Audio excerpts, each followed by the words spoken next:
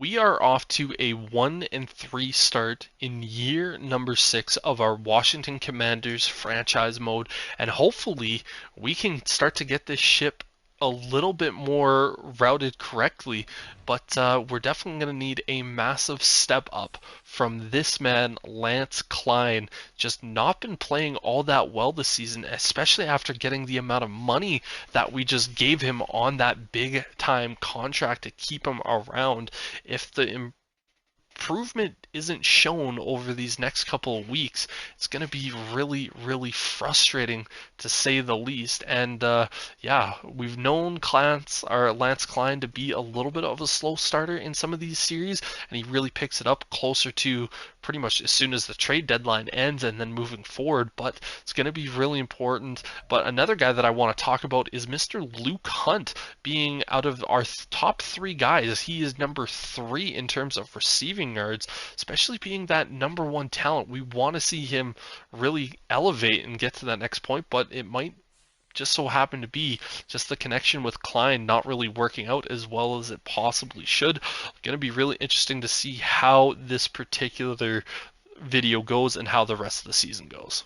So as per usual, if you're just stopping by and you're not necessarily sure on how we particularly do things, I will sim every single game, and we will always take a look at the games that we win. And if we don't win any games by I guess trade deadline, you'll see if we make any trades. If not, then we'll see after week 8, so going into week 9 for the 8th after 8 games, so we can get a halfway mark to see kind of the stats and such.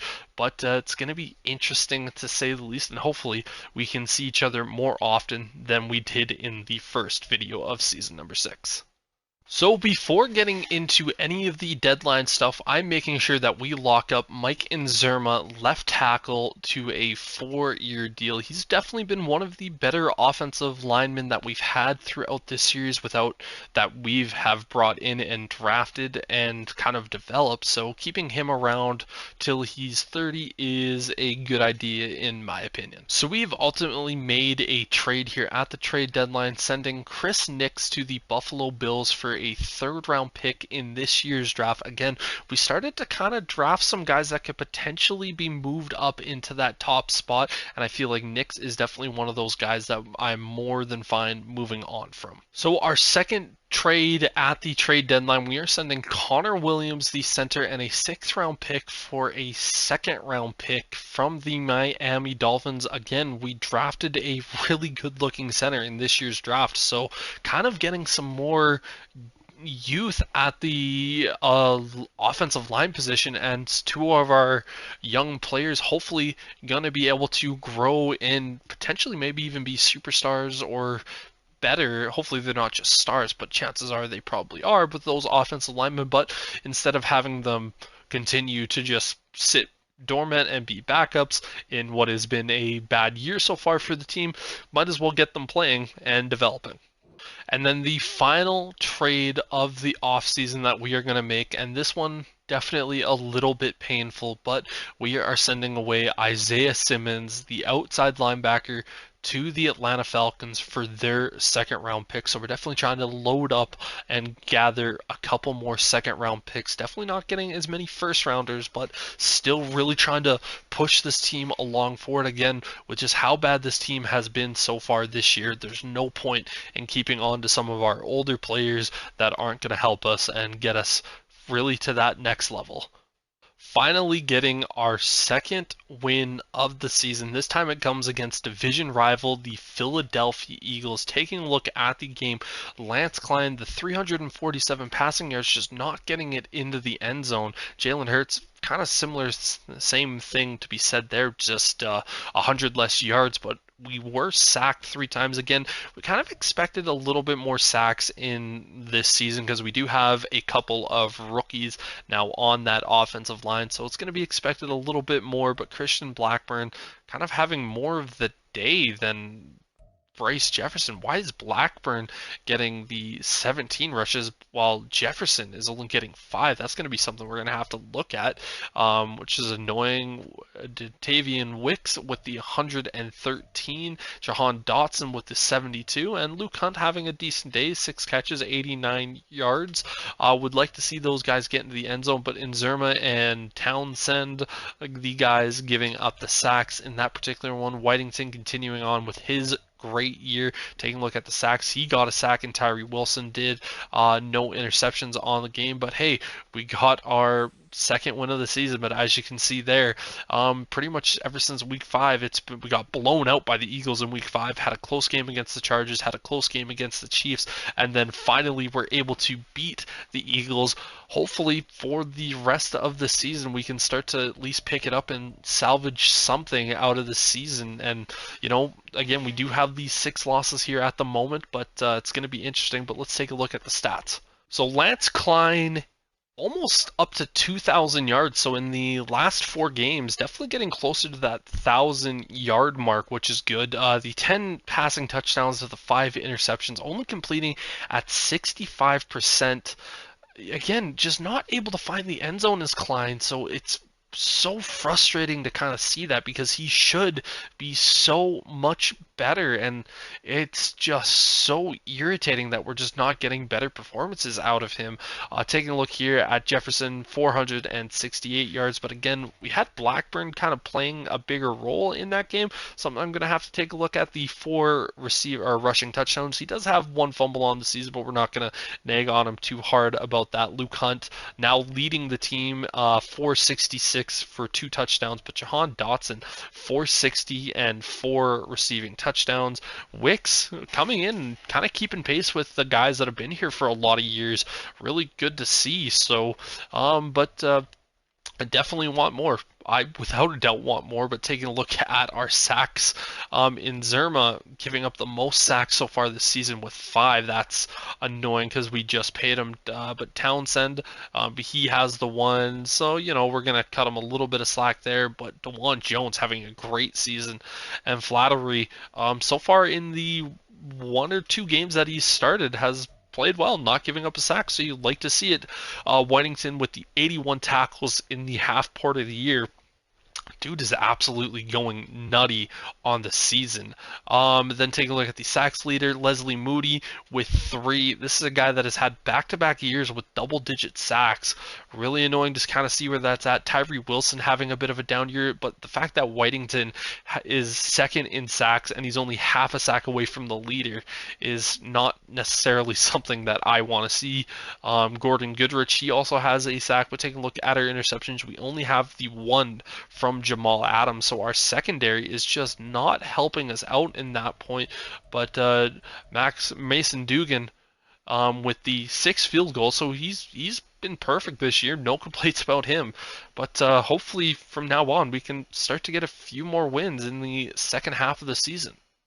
So after calling out the team after the 8th game of the season, we got another win, this time against the Tampa Bay Buccaneers, and Lance Cline actually got player of the week in the NFC on the offensive side of things. 316 passing yards, 3 TDs, had a long of 75, and completed his passes at 90%. He was just on fire that game. This is what we want to see from this guy. No sacks on the day, so that was good. Jefferson finally getting back. I kind of looked at our depth chart, and he was still the starter at all the positions, so I'm not really sure what happened. Maybe he got injured in part of the game, but Jefferson got a touchdown. Cline got a touchdown, so Cline just having a monster day, but Luke Hunt having a good day. The 138 for 1 TD off of 6 catches. Dotson and Wicks both combined for 4 catches, or both had 4 catches, and both were hovering around that 60-yard mark, and they both got a touchdown, so that's good to see. No sacks were given up on the day. Whitington continuing on being an absolute beauty. Leslie Moody, Norwood, and McCoo,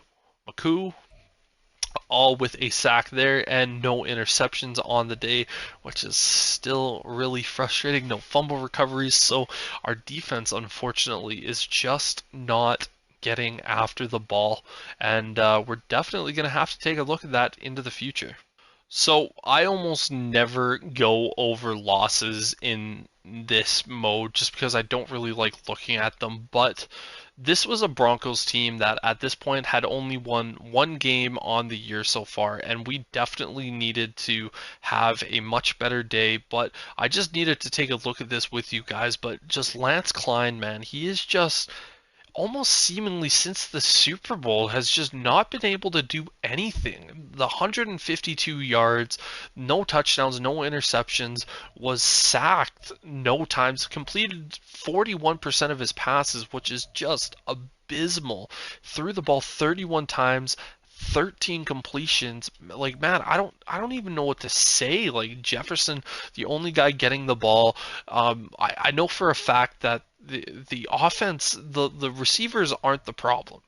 I don't know what I'm gonna do here because this team is good enough to get things done. Like Goodrich getting a sack and a half, and then Tyree Wilson getting another sack.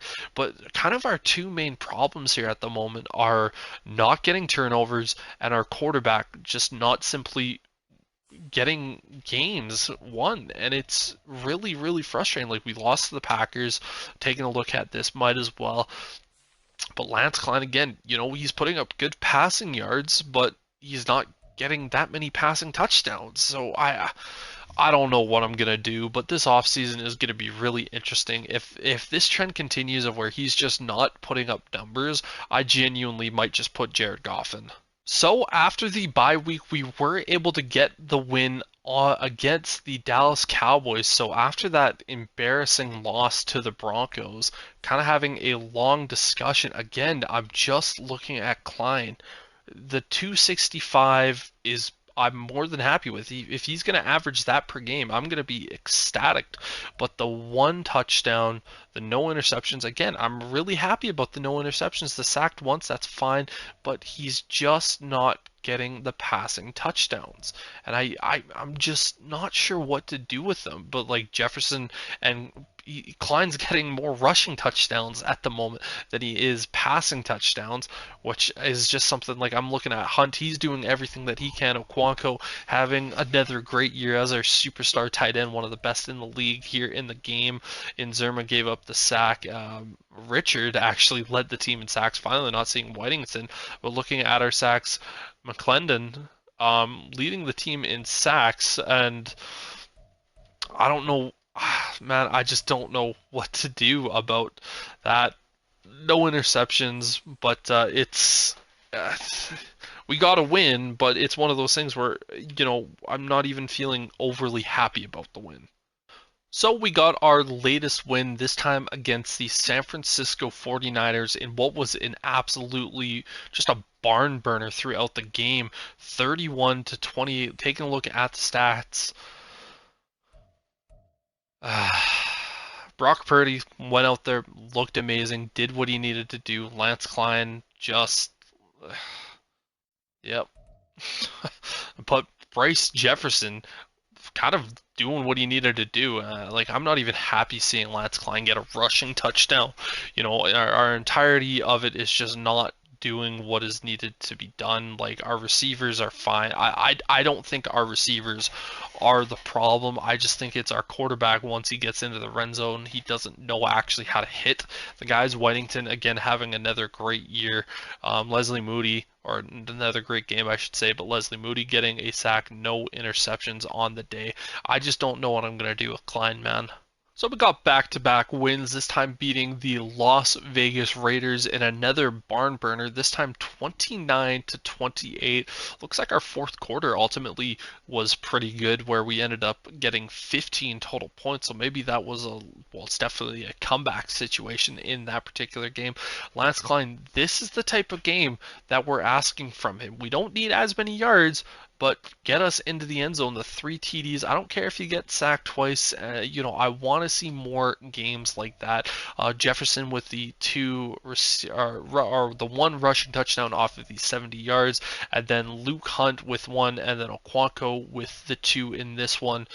Taking a look at this, who gave up the sack? Darius LeBlanc and DeJuan Jones. Then taking a look at the defensive side of things, Olokun, I think it's our our second middle linebacker, and then for sacks he ended up getting one, and then Stephen Norwood also ended up getting one. Surprise, surprise, no interceptions on the day. We just don't get interceptions, which I don't even know how to fix that. We were able to end off the year on a 3-game win streak, a little bit bittersweet beating the Giants here, but Lance Cline, I, I'm ecstatic to see Bryce Jefferson put up the numbers that he's putting up. Again, maybe not as high rushing yards, but he's definitely been able to pick it up there. But I don't know, man. I don't know what to do with Klein. He just doesn't throw the ball into the end zone, and we've got the receivers for it. We really do. I don't know, man. I just don't know what to think of this. Taking a look at the actual stats for the year, this was statistically, I think, the worst year in Klein's career. Let's just take a look here at his stats throughout his entire time. He threw 22 passing touchdowns. The only time that he didn't have more than that was in his rookie season, which he was a rookie. He didn't throw that many interceptions, but to go from having a year where he threw 34 passing touchdowns, 6 interceptions, and was throwing at a 75% completion rating, to 25 and 10 to 68 to 22 and 6 with 68. Like, this is absolutely unacceptable. Sure, he's getting the 6 rushing touchdowns. This he's tied for the most in his career, but to me, he is a quarterback. Quarterbacks need to be able to pass the ball into the end zone. I'm just getting mad Jay Cutler vibes from him, and again, I just don't know what to do with them. But yeah, taking a look at the rest of the team, Jefferson in his rookie year, just shy of that 1,000-yard mark, the 15 rushing touchdowns for him. That in his rookie year, I am ecstatic about that. I love seeing that. Luke Hunt and Dontavian Wicks, pardon me, both getting above 1,000. Jahan Dotson and Okonkwo both having some decent years. 7 TDs from Luke Hunt, Jahan Dotson with that, and then Jefferson also getting in there with a receiving touchdown is nice to see. And even McCain getting in there from his wide receiver 4 spot, getting some yards. Not as much as he probably would have liked, but you know what? It's coming. In Zerma, after giving up 5 sacks in the first half of the year, only giving up 1 more throughout the remaining portion, really cleaned it up in the second half. Great to see. But yeah, Townsend giving up the 3 sacks. Don't really love to see it, but my God, Flathery giving up no sacks on the year from that right guard spot. Granted, he did only play half of the year, but still very, very good to see. Definitely playing better than Darius LeBlanc.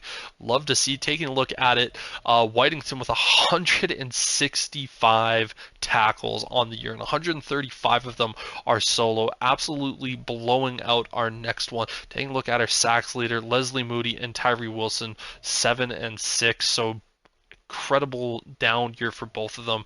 I don't even want to look at this. We had 3 interceptions on the season. We had 3. No forced fumbles,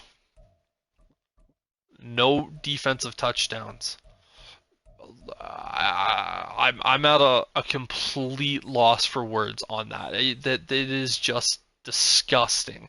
Duggan, he was perfect on extra points and missed 2 field goals, 81%. I've got nothing but, you know, happiness from him. But yeah, pretty much our 2 main issues here are Cline, which is not a phrase I thought I would say, and then us taking away the ball on the opposite side. So there's a lot of things that we are going to have to take a look at moving forward. But first, let's take a look here at our playoff bracket, and this is what you see. We have the Jets and the Packers at number 1. I guess we will check back at the Pro Bowl, see if we have any Pro Bowlers. Really doubt that, but yeah, we'll check back there. So, taking a look here at the Pro Bowl roster, just taking a look here. did we have anyone so far? I'm not really seeing it. Maybe in the wide receiver department, we did not get anyone there. Maybe in the tight ends, no. I doubt we've got any offensive linemen. Again, not looking likely. We got Leslie Moody. He was a Pro Bowler. Definitely not having a Pro Bowl level season, but hey, we'll take it where we get it. Left end number 1 for the team. Taking a look at this, did we get a D tackle? No, we didn't. Isaiah Simmons. Again, it was really tough to trade him away, but we had to do it. Whitington, without a doubt, deserved the middle linebacker 1 spot. He was insane this year. Then just taking a look here, I doubt we got anyone in terms of secondary as well. We did have 2 rookies in our safety spot, so that's potentially looking good. But we got Stonehouse as our punter, making it to the Pro Bowl. So hey, 3 Pro Bowlers on this team, I'm not going to be too terribly upset with, but let's take a look here at the actual playoff bracket of how we got to the playoffs. Both the Packers and the Jets losing. The Packers lost in the divisional round, so they were one and done, and rivals Minnesota Vikings actually make it to the Super Bowl, and they are taking on the Indianapolis Colts, and they had to go beat the Chargers, then the Ravens, then the Jets. Man, this looks like it's an absolute tough team. This is probably going to be a pretty decent Super Bowl to watch. 2 teams that had to go from essentially the bottom all the way to the top. So taking a look here at the Super Bowl, the Indianapolis Colts win it here against the Minnesota Vikings. Anthony Richardson, the quarterback, getting the Super Bowl MVP. Lamar Jackson gets the real MVP, and Romero Gallo gets the Coach of the Year for the Jets. Lamar Jackson actually gets Offensive Player of the Year. Defensive Player of the Year goes to Myles Garrett. Michael Lambert, the Defensive Player for the Chiefs, gets Defensive Rookie of the Year. But taking a look at that Offensive Rookie of the Year, it is our running back, Bryce Jefferson. First time in a while that we've actually had that. Did we actually have any rookies of the year coming from our team? Just taking a look here, going through Commanders. No, this is actually our first award getter, I'm pretty sure, in this one, because I don't think we had any Defensive Player of the Years as well. Just I think we had Sean Easton, our head coach, get Coach of the Year the year that we went to the Super Bowl. But other than that, big moment in our franchise getting the Offensive Rookie of the Year. Pretty happy with that. But before we end this episode off here today, guys, let's take a look here at some of the retirements. In no one from the AFC North, Orlando Brown and Stephon Diggs both retired from the AFC South. Will Hernandez, Isaiah Wims, Christian Wilkins all retiring. Colton Miller retires. Brian O'Neill, Justin Tucker playing for the Panthers retires. Wyatt Teller, Dalton Schultz, Vita Vea all retire. Saquon Barkley finishing off his career with the Giants. Mike McGlinchey, Austin Sieber, Robert Hunt, Marquise Brown, Ethan Popick, and then Charvarius Ward all going there. And yet no one from our team in this one, NFC West. But yeah, so those are the retirements for this particular season. But moving in to this off season, guys, we are going to have one hell of a decision to make at our quarterback spot and trying to figure out how we can get more interceptions in the secondary. It's going to be very, very pivotal. I can't wait to bring it to you guys, but thank you all so much for stopping by and hanging out with me in this episode. Make sure to check back for season number 7. But till then, peace.